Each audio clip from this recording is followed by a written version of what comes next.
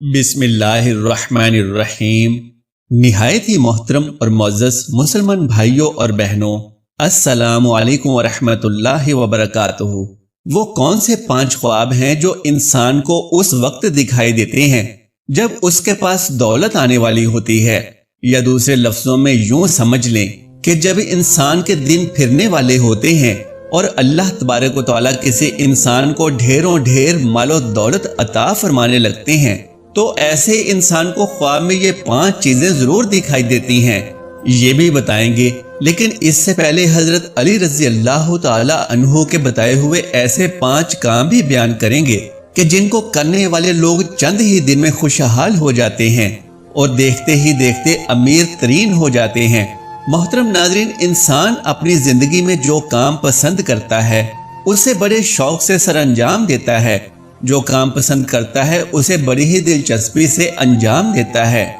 लेकिन कई काम ऐसे भी होते हैं जो इंसान को ज़वाल की तरफ ले जाते हैं, जबकि कुछ ऐसे काम भी होते हैं जो इंसान को उरूज की तरफ ले जाते हैं।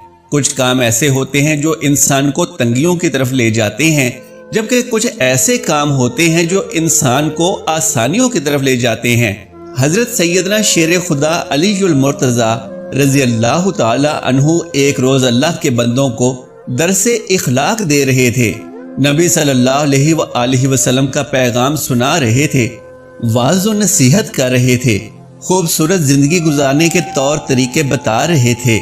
आप रज़ी अल्लाह तआला अन्हु ने फरमाया, मैंने भिखारियों को बादशाह बनते देखा है, मैंने भिखारियों को अमीर तरीन उमरा बनते देखा है, ऐसे अमीर जो सिर्फ दुनिया के अमीर ही नहीं बल्कि मैंने दोनों जहानों के अमीर बनते देखा है। उन्होंने दुनिया भी हासिल की है, उन्होंने आखिरत भी हासिल कर ली है।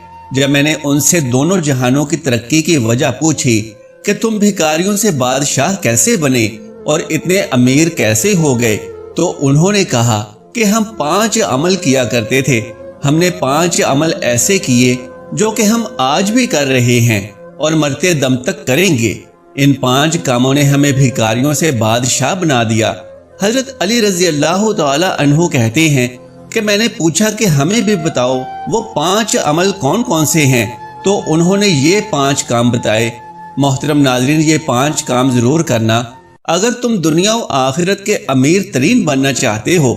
सिर्फ दुनिया के ही नहीं, अगले जहानों के भी, यानी दोनों जहानों के अगर तुम अमीर बनना चाहते हो तो ये 5 काम जिंदगी में जरूर कर लेना। नंबर 1, फरमाया, एक तो हम परिंदों को दाना डाला करते थे।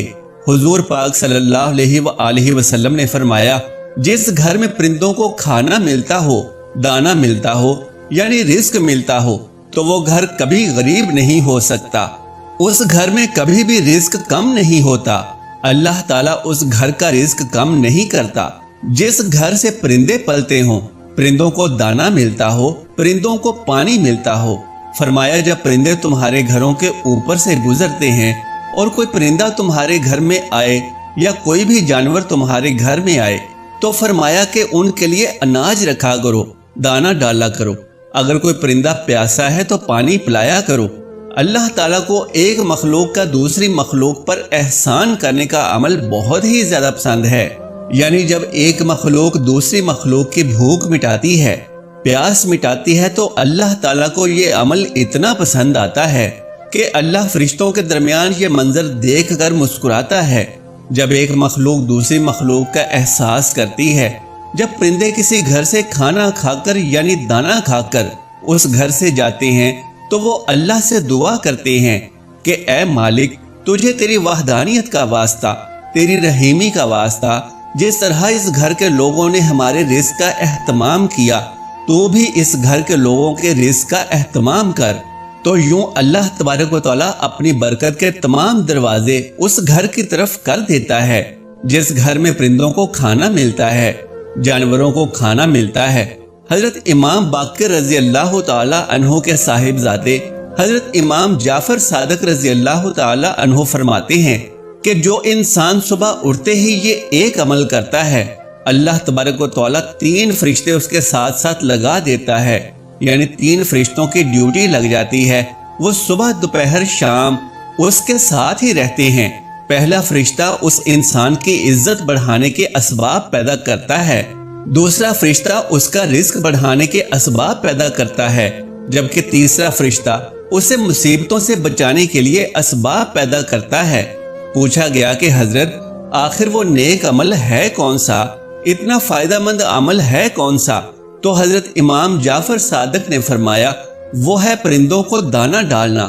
جو شخص صبح سویرے اٹھ کر دوسری مخلوق کو کھانا دیتا ہے، اللہ تبارک و تعالیٰ اس پر 3 فرشتوں کی ڈیوٹی لگا دیتا ہے۔ نمبر 2، اس کے بعد حضرت علی رضی اللہ تعالی عنہ نے فرمایا کہ اس شخص نے کہا کہ ان کا دوسرا عمل یعنی دوسرا کام جو وہ کرتے تھے وہ یہ تھا کہ وہ غریبوں کی مدد کیا کرتے تھے۔ جو شخص غریبوں کی مدد کرتا ہے وہ زندگی میں کبھی بھی غریب نہیں ہوتا۔ جناب علی، بندے کی عبادت بندے کو اس مقام تک نہیں پہنچاتی جہاں غریبوں کی مدد پہنچاتی ہے، جہاں غریبوں کی خدمت پہنچاتی ہے۔ جب غریبوں کی خدمت کی بات آتی ہے تو میرے نبی صلی اللہ علیہ وآلہ وسلم کے قدموں میں بیٹھنے والے سیدنا ابو بکر صدیق رضی اللہ تعالی عنہ سے بڑھ کر اچھا حکمران دنیا میں کوئی نہیں آیا۔ اسی طرح سیدنا عمر فاروق رضی اللہ تعالی عنہ سے بڑھ کر کوئی بادشاہ نہیں آیا۔ سخاوت میں حضرت سیدنا عثمان غنی رضی اللہ تعالی عنہ سے بڑھ کر کوئی حکمران نہیں آیا، اور علمی فراست میں حضرت سیدنا علی المرتضی رضی اللہ تعالی عنہ سے اچھا حکمران کوئی اس دنیا میں نہیں آیا۔ کوئی ایسا مشہور و معروف بادشاہ نہیں گزرا کہ 14 صدیاں گزرنے کے بعد بھی جس کے نام کے نعرے لگتے ہوں۔ تو غریبوں کی مدد کی جب بات آتی تو کندھے پہ بوریاں لاد لاد کے لے جاتے اور غریبوں کی مدد کیا کرتے تھے، غریبوں کو کھانا کھلایا کرتے تھے۔ ایک بدو تھا جس کی بیوی حاملہ تھی، بچے کی پیدائش کا وقت قریب تھا، جبکہ گھر میں 1 روپیہ بھی نہیں تھا۔ اب یہ لوگ پریشان تھے کہ پیسہ ایک بھی نہیں ہے، جبکہ بچے کی پیدائش کا وقت قریب ہے۔ وہ حق ہمسایوں کے پاس گئے کہ ہمیں کچھ قرضہ دے دو، انہوں نے کچھ نہ دیا۔ تو بدو کے ذہن میں ایک ترکیب آئی کہ کیوں نہ مدینے میں چلا جاؤں، حضرت سیدنا عمر فاروق کے پاس چلا جاؤں، ان کے سامنے جا کر فریاد کروں، عرض کروں، وہ میری مدد ضرور کریں گے۔ یہ بدو اپنی حاملہ بیوی کو لے کر مدینے کی طرف جا رہا تھا۔ چلتے چلتے جیسے ہی مدینے کی سرزمین پر قدم رکھا، شام ہو گئی، رات ڈھلنے لگی، بچے کی پیدائش کا وقت قریب تھا۔ اس نے بیوی کو کہا کہ کیوں نہ ہم یہیں خیمہ لگا کر رات بسر کر لیتے ہیں، صبح ہوتے ہی عمر رضی اللہ تعالی عنہ کے پاس چلے جائیں گے۔ رات یہ لوگ وہیں ٹھہرے۔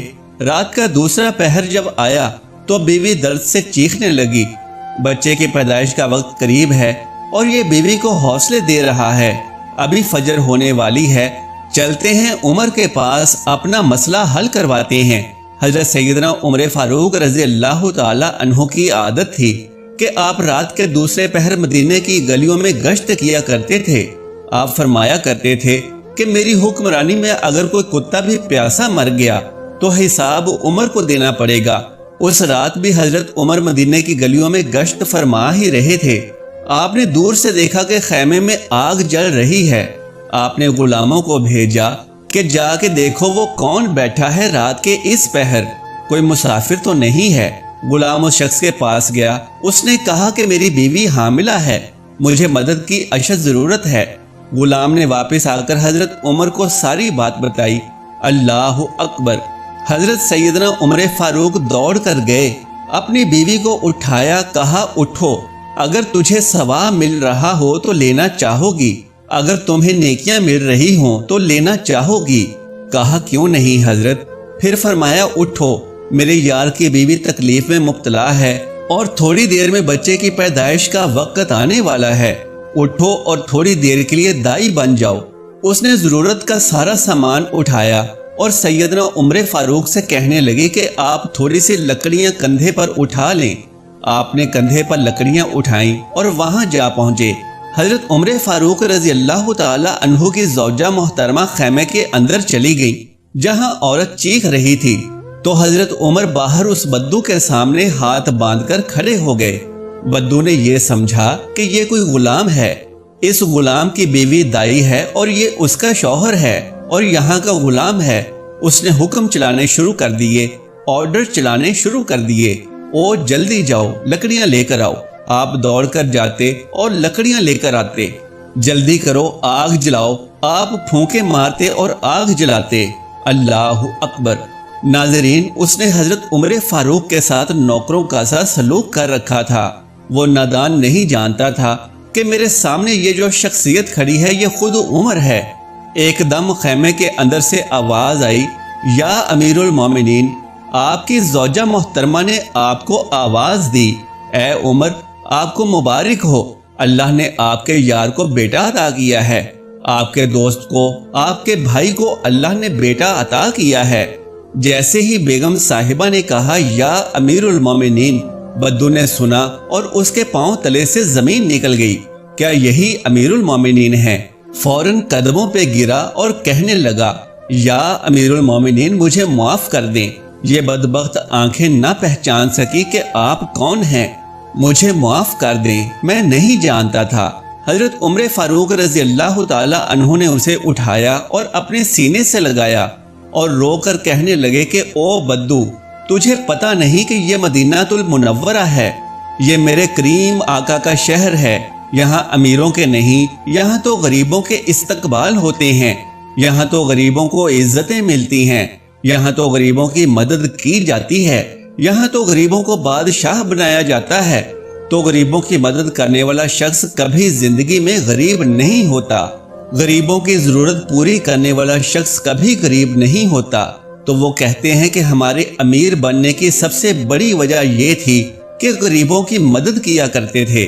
تیسرا کام جو حضرت علی رضی اللہ تعالی عنہ نے فرمایا کہ وہ اپنی اولاد کو حلال کا لقمہ کھلایا کرتے تھے۔ چوتھا کام والدین کی خدمت کیا کرتے تھے، اور پانچواں کام نماز میں سستی نہیں کیا کرتے تھے۔ ان لوگوں نے کہا کہ ہم نے آج بھی ان 5 باتوں کا دامن مضبوطی سے پکڑا ہوا ہے، اس لیے ہم آج بھی دن بہ دن بلندی کی طرف جا رہے ہیں۔ ہم نے صرف دنیا میں ہی ترقی نہیں کی بلکہ ہم آخرت کے لیے بھی یہ کام کر رہے ہیں۔ محترم ناظرین، یہ وہ 5 کام ہیں کہ جن کو کرنے والے کبھی غریب نہیں رہتے اور روز بروز امیر سے امیر تر ہوتے چلے جاتے ہیں۔ آئیے اب جانتے ہیں کہ جب کسی شخص کے ہاتھوں میں بے انتہا دولت آنے والی ہو تو اسے خواب میں کون کون سی 5 چیزیں نظر آتی ہیں۔ محترم ناظرین، خوابوں کی تعبیر بتانے والے بزرگ بتاتے ہیں کہ اگر کوئی شخص خواب میں پہاڑ دیکھتا ہے یا خود کو پہاڑ پر چڑھتے ہوئے دیکھتا ہے تو اس کا مطلب ہے کہ اسے دولت، شہرت اور بلندیاں ملنے والی ہیں۔ اگر کوئی شخص خواب میں مچھلی دیکھتا ہے یا خود کو مچھلی کھاتے ہوئے دیکھتا ہے تو اس کا بھی یہی مطلب ہے۔ اسی طرح خواب میں تخت دیکھنا یا خود کو تخت پر بیٹھے ہوئے دیکھنا، گھوڑا دیکھنا یا گھوڑے کی سواری کرنا، اور خواب میں اونٹ دیکھنا یا اونٹ کی سواری کرنا، تو ان سب خوابوں کی تعبیر یہی ہے کہ بہت جلد اللہ تبارک و تعالی اسے بے شمار دولت سے نوازنے والا ہے۔ اللہ رب العزت سے دعا ہے کہ مالک ہمیں بھی ان 5 کاموں پر عمل کرنے کی توفیق عطا فرمائے اور اپنے ان بندوں کی فہرست میں شامل فرمائے جن پر اللہ کا انعام ہوا۔ ناظرین کرام، اگر میری آج کی یہ معلوماتی ویڈیو آپ کو پسند آ جائے تو براہ کرم اس ویڈیو کو